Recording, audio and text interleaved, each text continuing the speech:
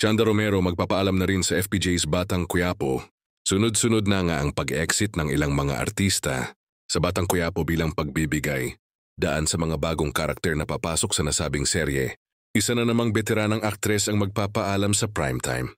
Kinumpirma na aalis na si Chanda Romero na ginampanan ang mahalagang papel bilang isa sa mga impluensya at haligi sa buhay ng ating mga karakter.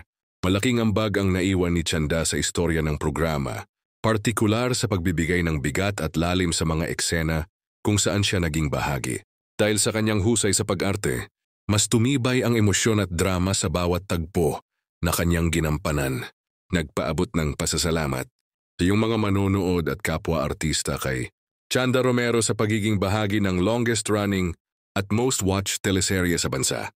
Yun sa ilan, mananatili sa kanilang alaala ang kanyang mga makapangyarihang linya at ang kakaibang karisma na nagbigay ng kulay sa kwento ni Tanggol at ng kanyang mga kasamahan.